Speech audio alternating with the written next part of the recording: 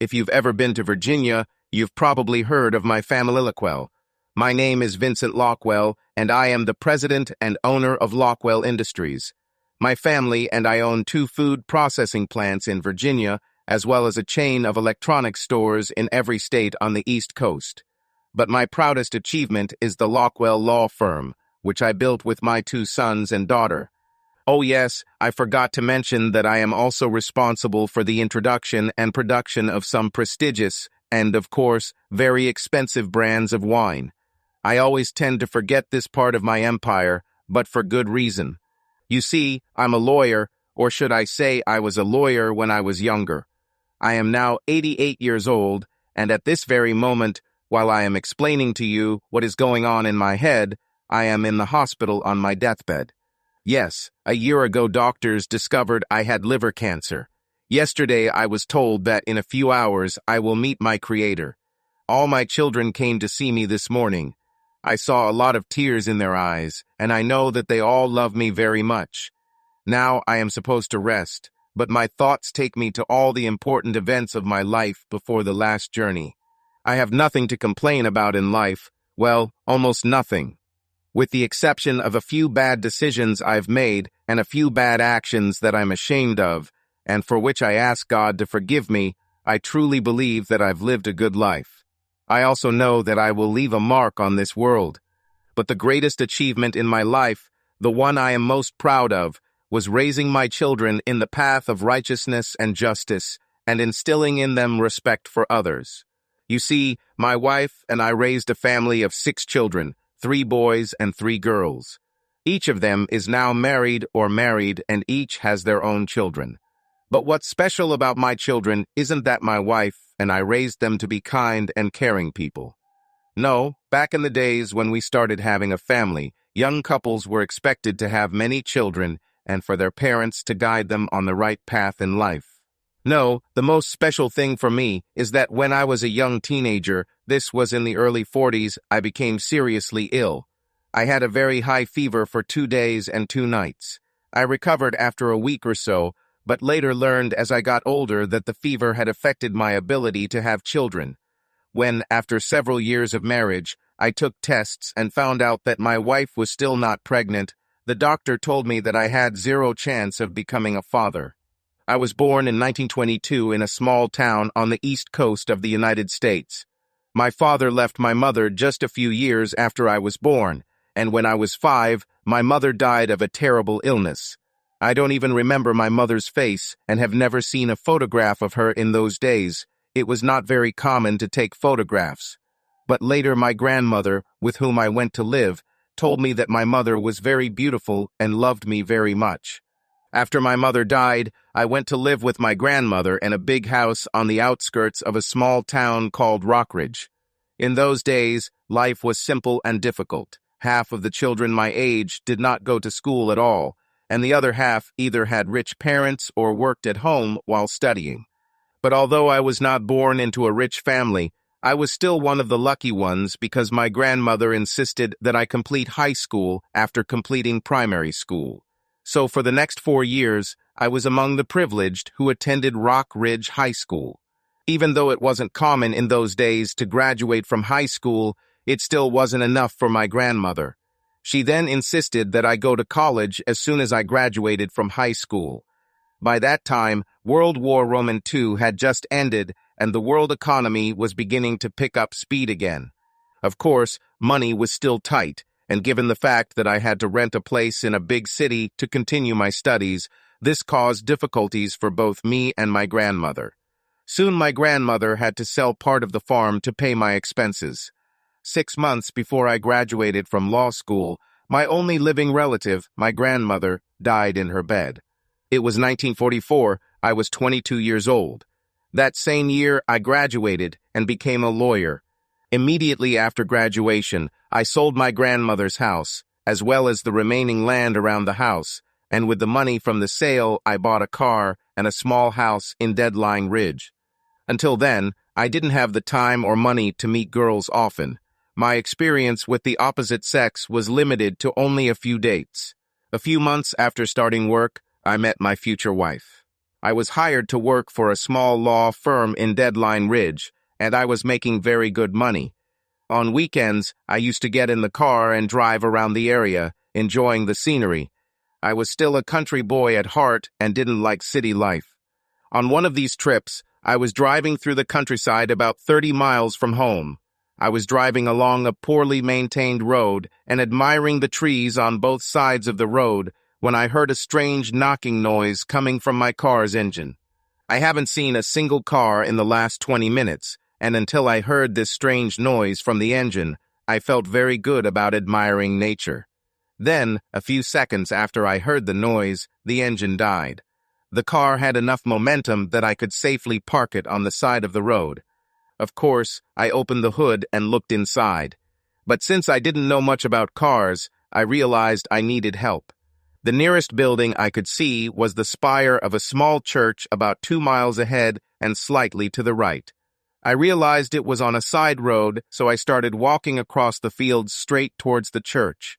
When I got there half an hour later, I saw a neat little house located a couple 100 feet from the church. I immediately went up to the house and knocked on the door. As soon as the door opened, I experienced something I had never felt before in my life. The young woman standing in front of me seemed to have a strange power over me. I just stood in front of her silently and could not look away. She was about 20 years old and of average height. She definitely wasn't a beauty queen, but she wasn't ugly either. There was something about her that made me want to keep looking at her. Although I didn't realize it at the time, I fell in love with her from the first time I met her. Her name was Mary Beth Goldman. She was the only daughter of a minister and lived with her mother and father in a house next to the church. I learned a couple of weeks later that although she was 20 years old, she had never traveled more than 50 miles from home.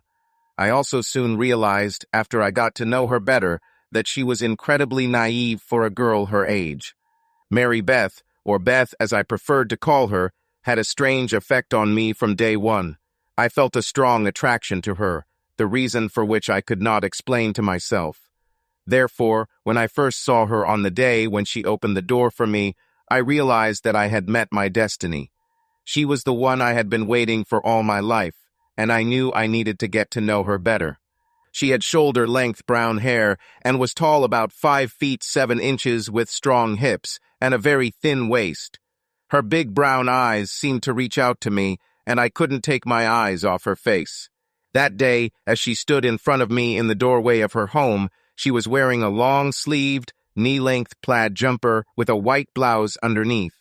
Despite this, I could tell that under all the layers of clothing covering her, she had a very full and attractive bust. Soon I started dating Beth. Her father didn't approve of me at first, but her mother did, and since Beth was already 20 and old enough to make her own choices, I gradually got to know her better as we dated. Less than 9 months after we met, we were married and she moved into my house. By this time, Beth was eager to have children, and since I was now successful as a lawyer, we bought a much larger house in Rock Ridge Heights, a house with more land around it. The house, like the entire street, was located on a high and long ridge in the southern part of the city. From here, we had a wonderful view of the city itself below us, as well as the wide river several miles away. It was a very large house, built 50 years ago, but was still in very good condition. Apart from a new roof and paint, it needed very little repair. We had neighbors on either side of us, but since most of the houses on this street were built on large lots, our neighbors were at least 100 yards away on each side. In front of us, on the other side of the street, there were no houses, since the rock ridge on this side of the street was not wide enough to build houses there. Behind the house, there was a forest that led to a small road behind our street. This way, we had all the privacy we needed and were still fairly close to the city below us. To the left of our house lived a married couple who had no children. It was the Erikssons. Sven Eriksson was a Swedish man, 30 years old, who had been married to his American wife Alexandra for a couple of years. Alexandra was about the same age as Beth, but unlike my wife, she had long dark hair and was shorter than Beth. She was very beautiful and laughed all the time. Once we moved into our new home, both women became very good friends. Sven and I didn't become friends as women. In fact, I found him self-centered and very arrogant. Therefore, although our wives were good friends and visited each other constantly, I had to force myself to be nice to Sven. I suppose he valued my company no more than I did, and we only spoke to each other on those special occasions when the four of us dined together in the courtyard. I soon learned that Sven's family moved to America when he was still a young man. His father was involved in winemaking. Sven was now the owner of his father's business and had a dozen full-time employees working for him downtown. He even had 4 or 5 brands of wine that were sold in half the states in the country. In his large cellar with a constant and ideal temperature, he constantly experimented with the creation of new varieties of wine. It is worth mentioning here that deep below some of the houses on the ridge, where our houses were located, were many natural caves connected to man-made tunnels deep in the rock. They were used a century ago to store prohibited goods. Because the main tunnels opened onto the river, this system was also used during Prohibition to hide and transport illegal alcoholic beverages along the river. Sven's parents immigrated to America from Sweden, and both are now deceased. As for Sven, he was a typical Viking in appearance. He was tall and muscular. He wore his blonde hair quite long, although this was not fashionable at that time. He also had clear blue eyes, and even his voice was deep and powerful. Yes, he definitely had that wild look that comes to people's minds when they hear the word Viking. But I didn't like him at all.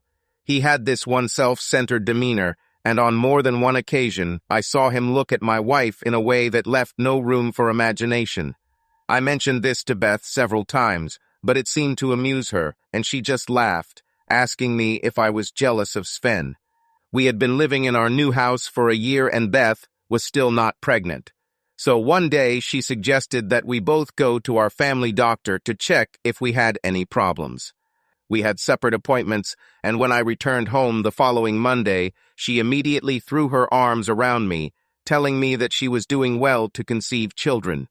Now she was wondering what the doctor would tell me since my appointment was scheduled for Friday of that same week. So, after answering many questions, the doctor took from me tests and examined them under a microscope. Then I was shocked to learn that I had no chance of becoming a father, zero. In other words, if I ever had the chance to become a father, it would be a miracle. It was devastating. I couldn't even imagine how Beth would react to this news. After all, she really wanted us to start having children. I knew then that adoption was our only option. However, I decided to lie to my wife a little. I knew that sooner or later she would have to find out the truth, but I wanted to wait a little before telling her the bad news. So when I got home that day, I told her that I was fine and we shouldn't have any problems conceiving a child. So life went on. One day, a couple of months after visiting the doctor, I noticed the first signs that something was wrong. Firstly, the dinners she prepared for me every day when I returned home were not as fancy as they used to be. Now we began to eat much simpler cold meat dishes and salads. Then I noticed that the house was no longer as perfect as before. Of course, the house was still clean, but little things like the bed being neatly made as it always had been before, and the laundry not always being done on time like before. Even the dishes often remained in the sink for half a day. Another change I noticed was the way she started dressing at home. I couldn't explain these changes. Of course, I didn't make a big deal out of it. Then a couple of weeks later, I got a terrible shock. As soon as I returned home from work one day, she told me terrible news. She was pregnant.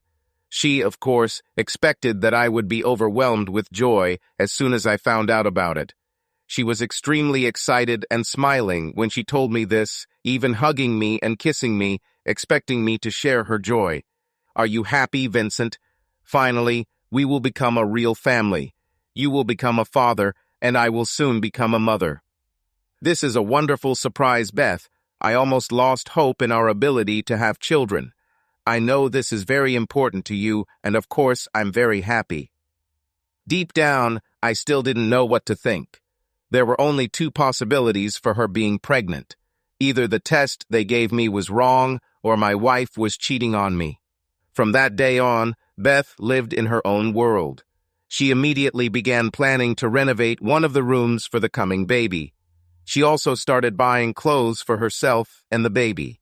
The first question I asked myself then was, with whom could she cheat? I spent many sleepless nights trying to figure this out and always came up with the same answer. She must have cheated on me with our neighbor Sven. The thing is that she was at home all the time, and since she did not yet have a car for travel, she could not go far from home. In addition, I knew that Sven's wife, Alexandra, often went to visit her disabled mother, who lived in Maple Hill, about 90 miles away. Every 2 weeks she went to her mother for a couple of days by train. I have already noticed that on the days when his wife was away, Sven stayed at home to do his winemaking in the cellar. It was too much of a coincidence. I thought that he and my wife must also have been experimenting together. But even though she was carrying Sven's baby, she was still so sweet to me, constantly trying to get me onto the couch or into our bedroom so I could make love to her. If it was possible, she was even more ready and eager to have sex with me all the time. Whatever I wanted to do with her, she agreed and participated in it with great pleasure. However, I knew I had a big decision to make. I needed to decide what to do. Should I get rid of her immediately or just pretend nothing happened and continue making love to her for a while longer? After all, I had no reason to complain about the amazing sex we had. Plus, she took care of the house and me, and when she put her heart into it, her cooking was fantastic. So I decided not to rush things and see what happens next. Besides, if I had to leave her, I would need solid evidence of her cheating. There were no DNA tests in those days, so I needed to find hard evidence of their connection. Something like photographs or witnesses of her actual infidelity with Sven, or the fact that I was infertile, which had to be proven 100%. 2 weeks later, I went to Richmond under the pretext that I had business there, and the doctor checked my tests again. As expected, I was told that I was completely unfit to become a father, and the doctor even added that there was no hope of changing this. This only confirmed what I already knew. Beth cheated on me in a twisted way. She had allowed another man to father her child, and now planned for me to raise that child as my own. Now that I was succeeding in law, I was also in the process of purchasing the law firm in which I was a partner. This left me with very little time to think about or follow up on her cheating. Several months passed, and I still couldn't catch her in the act of being with Sven. I was devastated by what she did to me, but at the same time my irritation subsided a little. Every time I returned home from work, Beth would ask me to run my hand over her belly to see if it was any larger than the previous day. But what she didn't understand was that every time I looked at her pregnant figure, I felt a lot of emotions. At first, I felt anger building inside me. Here my loving wife stands in front of me, asking me to feel her pregnant belly, in which someone else's child is growing, while she pretends that it is mine. Every time she did this, I couldn't help but imagine her and Sven laughing at me together and making jokes about me. Then a lot of questions popped up in my head. Where did they have sex? How often did they do this each week? When I thought about this, I felt a whirlwind of emotions, ranging from rage to self-pity, moving through curiosity and love. Yes, I still loved her. I soon received the answer to the last question when I returned home from the office one afternoon to get the necessary documents. Last year, I had a contractor build an addition to our home over a large garage. I needed space for a home office and built it over our home's double garage, connecting it to the house. My home office had a door leading to a second-floor hallway and also an entrance with stairs inside the garage itself. That day, I parked my car in the garage as usual. But since I was planning to leave as soon as I got the necessary documents, I entered my home office through the stairs in the garage. Documents in hand, I was about to leave the same way I came when I heard strange sounds from behind the door leading into the corridor of the house. Then it dawned on me. I already knew that Alexandra went to see her disabled mother yesterday. Placing the documents that were still in my hands on the table, I quietly opened the door to the corridor and entered. As soon as I was a few feet from the first open bedroom, I knew they were there. I was beyond shocked, although I knew that she was cheating on me. My instinct told me to rush into the room and separate them. For a few minutes, I felt like killing them both, but then I realized that such an act would definitely ruin my life. Instead, I quietly returned to my home office and sat at my desk, thinking about what I had just seen. I knew I had an important decision to make. Should I go into the room and stop them? Or should I just leave the house and pretend nothing happened? I saw more than enough and quietly left the house. When I got home from work that day, Beth was even nicer to me than usual. After handing me my slippers, she gave me my usual glass of wine and tried to snuggle up to me as I sat on the couch. But I couldn't let that happen because I still had images in my head of her recent betrayal that made me a cuckold. I was still not sure how I would react when we went to bed for the night. Over the next few days, I still felt depressed. I didn't know what to do. Should I kick her out and create a scandal, or should I just pretend I don't know anything about her affair? It is worth noting that in those days, it was very unusual for a man to leave his wife. Man divorcing with his wife did not have a good reputation, as this was considered a failure for both parties in the marriage. I knew my business would also suffer greatly if I got rid of Beth. On the other hand, I had a hard time convincing myself that Beth still loved me. Of course, she was always ready and even eager to have sex with me. She took care of me and was a very good housewife. But did she love me now that she had sex with Sven? She may have loved, but at the same time I knew that I was not the only man in her life and in her heart. Now I was a cuckold, and perhaps she respected me less than before, even if she thought I knew nothing about her affair. But nothing could be changed about what she did. Either I accepted it and lived with it, or I got rid of her. Like water flowing down a slope, I chose the path of least resistance and did nothing about her connection with Sven. I just pretended that I knew absolutely nothing about her cheating. Gradually, she began to show more signs of her pregnancy. At every opportunity, she still showed me her rounded belly and asked me to stroke it. Deep down, I felt that it gave her pleasure to constantly remind me of her condition. Perhaps she enjoyed the fact that I was not the father of her child, and knowing that I was completely unaware of the real paternity of her child was exciting for her. Every time I watched her move around the house, although I knew that she did not notice that I was looking at her, in me flared up a wave of anger, and I again saw in my imagination those pictures of her cheating with Sven.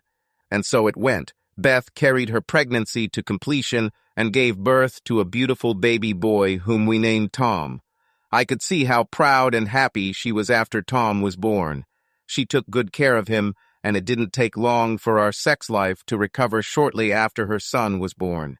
A few months after Tom was born, I still wasn't sure if she was continuing her relationship with Sven. But one day, just 3 months after Tom was born, she told me she was pregnant again. So I realized that she and Sven were still together. Strange, but what surprised me most was my complete indifference to her new pregnancy. It was as if she told me she bought a new hat. First of all, I loved Tom very much, and by that time I already considered him my own son. I said to myself, why should I feel bad about her having sex with Sven? After all, she was still the loving wife I married, and she was always ready and eager to satisfy my every sexual need. In addition, she gave me a son that I would not have been able to have otherwise, and no one except her and Sven knew about the true paternity of my son, so I just kept silent about her affair, and life went on as usual. By the time she gave birth to a daughter, whom we named Anna after my mother, I had completely come to terms with the fact that I was not the biological father of my children, and that my wife was cheating on me on a regular basis. However, I have to say one thing here. If I knew that people knew that I knew That Page cheating on me, that would be a completely different matter. I would never allow people to look at me with sadness or a smirk on their face because they knew something about me that they thought I knew nothing about. In other words, I certainly didn't want anyone to find out that my wife was cuckolding my neighbor. For some reason that I can't even begin to explain, Beth's connection with Sven no longer affected me the way it should have. After all, I was still getting all the sex I could get from my wife, and could tell that she really cared about me, and yes, I knew that she still loved me. Besides, by that time I was used to her infidelities, and the fact that the fruits of her infidelity were the birth of my children, whom I loved so much, mitigated the fact that I was a cuckold. Yes, she gave me children that I could never have had on my own. I loved my children like a caring father, even though she was at the beginning of her third pregnancy. I was even looking forward to holding my next baby. I know some people might think I'm a coward and a loser, but believe me, I'm not one of those people. I simply made the best of my shortcomings. Yes, I couldn't have children. That was a fact I had to live with and come to terms with. I was painfully aware of it. Since it was impossible for me to be the biological father, I realized that I needed to make the best of my situation and thus accept her betrayal as the price to pay for being able to have my own children. Yes, they were my children. Thanks to my wife's infidelity and her pregnancy as a result, I had the opportunity to show the rest of the world that I was a normal married man with a family and children of my own. No one except her and Sven knew that I was not the biological father of my children. More important to me was that she thought that I was completely unaware of this. I hoped that this secret would always remain so, since I would have to act decisively if anyone found out the real paternity of my children. I now accepted what she did to me, even though I didn't approve of it. She still had sex with Sven regularly, and it no longer bothered me like it did at the beginning of their relationship. Because they thought that their betrayal had remained a secret, I could still look them in the eyes without hesitation. Yes, each of us received something from their connection. I got the family while Beth got all the sex she needed, and what's more, she was now a mother. Events unfolded and time passed until I gradually became the father of 6 children, 3 boys and 3 girls. My wife continued her relationship with Sven for over 10 years. By the time Beth gave birth to her 6th child, I was 36 and she was 34. When Alexandra's mother died last year, Sven no longer had a reason to leave his husband for a couple of days every 2 weeks. Although Beth and Sven stopped having sex in our house after Beth had her 3rd child, that didn't stop them from continuing their encounters. In fact, I knew that they were meeting more often now. We now had a nanny to help Beth with the kids and a housekeeper to clean and cook. Being the resourceful man that he was, and unknown to his wife, Sven rented an apartment in the city so that Beth could meet him there twice a week, mostly during the day while I was at the office. Of course, by that time she already had her own car, and it was relatively easy for her to get to her lover during the day while the nanny was at home looking after the children who were not yet in school. Alexandra and Sven still didn't have children of their own because of the problem she had, and since she didn't drive, Sven felt safe cheating with Beth in the apartment. The birth of Beth's 6th child was long and painful. The doctor later told us that it would be very dangerous for her to have another child. Of course, by that time I believed that our family was already large enough, and I agreed with the doctor to stop there. I told him that we would be careful not to let her become pregnant again until she was healthy enough for surgery to prevent further pregnancies. But after discussing this issue at home, I realized that Beth had no intention of stopping having children. She insisted she felt fine and knew her body was still healthy and capable of carrying at least one more child. I knew that Sven, being the selfish jerk that he is, wouldn't care about Beth's safety. I needed to do something quickly to stop this. The only way I could see to stop them was to let them know that I knew about their affair, thus making them stop having sex. But by doing this, I would have to admit to them, and perhaps to everyone, that I am not the biological father of my children. This would mean admitting that all these years I knew that they were cuckolding me. This was not an acceptable option for me, and yet I saw no other way out of this situation. The more I thought about this whole situation, the less I could think of a way to get out of it. Admitting that I knew from the beginning about my wife's affair with Sven, and worse, letting my wife know that I already knew that I was not the biological father of my children, was devastating for me.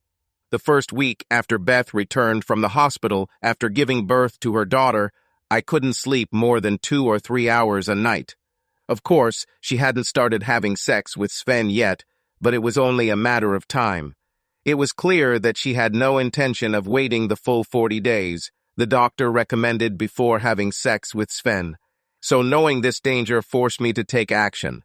I told myself that since I had to choose between Beth and Sven, I would choose Beth since she was my wife at least in name, and besides, I had children to think about. So that day I decided that Sven should leave. On the day I bought my house, almost 12 years ago, I was shocked to discover that the basement of the house was part of a tunnel that also ran under several other houses on the street. The tunnel led towards a river several miles away, and the ridge on which the houses were built contained a network of caves connected by this man-made tunnel. Of course, the first thing I did after buying the house was make sure both ends of the tunnel were closed. On one side it went about 50 feet where the ceiling collapsed and completely blocked it off, so there was no problem on that side. But on the other side, the side leading to Sven's house, it continued for more than 200 feet to a thick oak door that was still in good condition. There was also a small pile of rocks that had fallen from the ceiling in front of the door, preventing it from opening. I knew there was no need to be afraid that someone could enter my house through the tunnel. The tunnel was located quite deep under the house, and 2 stairs led to it. The first, wooden one, led to the basement of the house. From there, a second set of steps cut into the rock descended another 20 feet or so, giving access to the tunnel itself. I had never tried to open a thick oak door before. Firstly, it was locked with a huge lock, and then, even if it were possible to open it after all these years, the pile of stones blocking it was enough to scare away anyone who tried to do so. But now, since I needed a way to get into Sven's cellar without being seen, I wondered if the passage on the other side of the door led to his wine cellar. After I cut the old lock with a saw, and then struggled to open the thick door a few inches with a metal rod, I felt a draft. Then, after many hours of work stacking stones on either side of the wall, I was ready to enter the other side. Holding the flashlight in my hand, I was able to squeeze through the open part of the door. As expected, after walking less than 100 yards, I found myself behind a tall counter loaded with bottles of wine. I knew I was in Sven's wine cellar. With difficulty waking up between the counter and the wall, I found myself in the middle of his wine cellar. Of course, I had already been here several times with him, and I was familiar with the location. There were thousands of bottles of a variety of wine, carefully placed on racks, and at the far end of the cellar were several dozen wooden barrels of wine that were ripening. Now I knew that I had a way to get into his cellar without being noticed, and before going back, I took with me a bottle of his best wine. My plan was simple. I knew that he already had batches of experimental wine that would soon be moved to the lower part of the cellar for secondary fermentation, since the temperature there was more suitable for slow fermentation. I came up with a plan to get rid of Sven. I knew that his wife Alexandra never went down to the lower basement of their house. She was afraid to go there. I stayed home for the next 2 days, working in my home office and mostly watching Sven's house. As soon as he arrived home, I went into the tunnel and waited. On the second day, I saw him arrive home at 4 o'clock in the afternoon, and I knew that he was going to check his wine before dinner. He always did this when he came home early. I was standing with my ear pressed to the closed tunnel door when I quietly heard the sound of glass breaking from the other side. Only at the beginning of the evening, a hysterical and crying Alexandra came running to our house.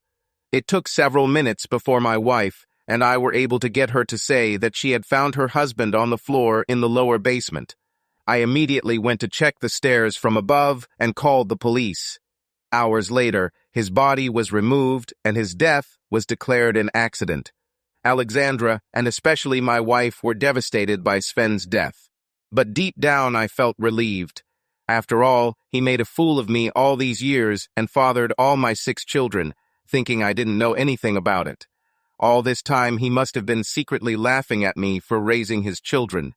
No, I didn't regret that he died at all. He had sex with my wife behind my back for years. I even heard him say nasty things about me when he was with my wife. Besides, it was a choice I had to make. It was either his life or Beth's life. Besides, it was only fair that he paid with his life for what he did to me.